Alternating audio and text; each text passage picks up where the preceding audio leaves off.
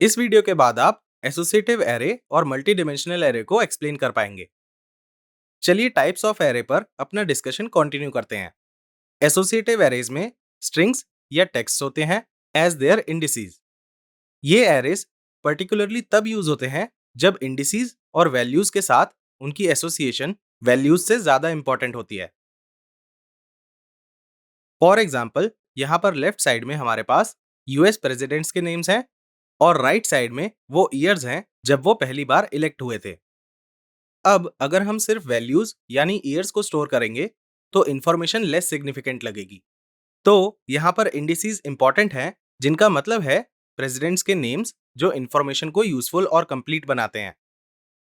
अब इंडिसेस की वैल्यूज के साथ इस एसोसिएशन को की वैल्यू पेयर कहते हैं, जहां पर इंडिसेस कीज होती हैं और ईयर्स वैल्यूज होते हैं। तो हमारे पास 4 की वैल्यू पेयर्स हैं। अब चलिए देखते हैं कि हम एसोसिएटिव एरे को कैसे डिफाइन करते हैं। यहाँ पर ईयर्स एक वेरिएबल है जिसमें हमने एरे को स्टोर किया है। ब्रैकेट्स में हम सारी की वैल्यू एसोसिएशंस को कॉमा से सेपरेट करके ऐड करेंगे। अब हर एक एसोसिएशन में इन्वर्टेड कॉमास में एक की है एज इट्स स्ट्रिंग, जिसके बाद equal to greater than sign आता है जो एक एरो जैसा दिखता है, जिसके बाद वैल्यू आती है। यहाँ पे वैल्यू एक इंटीजर है, इसलिए वो इन्वर्टेड कॉमास के बिना है। तो इस एसोसिएटिव एरे में 3 की वैल्यू पेयर्स हैं। ऑल्सो एसोसिएटिव एरेज के केस में एलिमेंट्स को प्रिंट करना भी आसान होता है। से हमें बराक की कॉरेस्पॉन्डिंग वैल्यू को प्रिंट करना है। क्या आप गेस कर सकते हैं कि हम यहाँ पर कौन सी वैल्यू एंटर करेंगे? इट विल बी बराक, क्योंकि एसोसिएटिव एरेज के केस में इंडिसेस स्ट्रिंग्स या टेक्स्ट होते हैं, जो इस केस में बराक है। ऐसे ही हम एलिमेंट की वैल्यू को रिप्लेस कर सकते हैं और एक नया एलिमेंट भी ऐड कर सकते हैं लाइक दिस।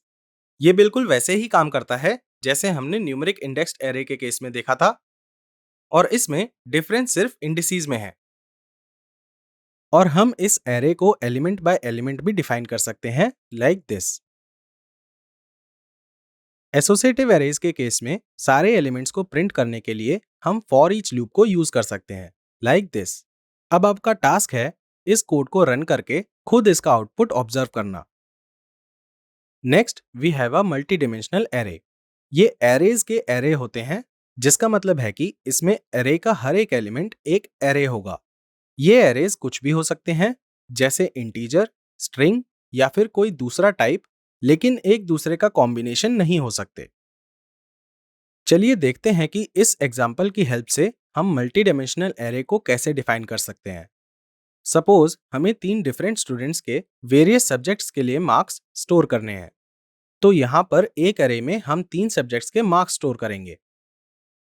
तो यहाँ पर हमारे पास एक एसोसिएटिव एरे है जो 3 सब्जेक्ट्स फिजिक्स, केमिस्ट्री और मैथ्स के लिए अमित के मार्क्स स्टोर करेगा। ऐसे ही हमारे पास 2 और एसोसिएटिव एरेज हैं जो 2 और स्टूडेंट्स चिराग और वंदना के मार्क्स स्टोर करेंगे। अब लेट से हमें ये सारे स्टूडेंट रिकॉर्ड्स को कंबाइन करके किसी दूसरे एरे में स्टोर करना है, और इसके लिए हम एक एसोसिएटिव एरे क्रिएट करेंगे लाइक दिस। पर अगर आप नोटिस करें तो इस एरे के एलिमेंट्स $A, $B और $C खुद एरेज हैं। इस केस में $students एक मल्टी डायमेंशनल एरे है, जहां पर एरे एलिमेंट्स खुद ही एक एरे हैं। ऑल्टरनेटिवली हम $A, $B और $C को उन एरेज से रिप्लेस कर सकते हैं जिन्हें वो स्टोर करते हैं, और इससे कोड कुछ ऐसा बन जाएगा। एक बार आप इससे अकस्टम हो गए, फिर आप इस कोड को डायरेक्टली लिखना प्रेफर करेंगे लाइक दिस, और एरेज को स्टोर करने के लिए इंटरमीडिएट वेरिएबल्स को यूज नहीं करेंगे। किसी भी एरे की तरह इस मल्टी डायमेंशनल एरे के थ्रू आइटरेट करने के लिए हम फॉर ईच लूप को यूज करेंगे लाइक दिस। आप नोट करिए कि राइट साइड में जो कोड है वो लेफ्ट साइड के कोड का ही कॉन्टिन्यूएशन है।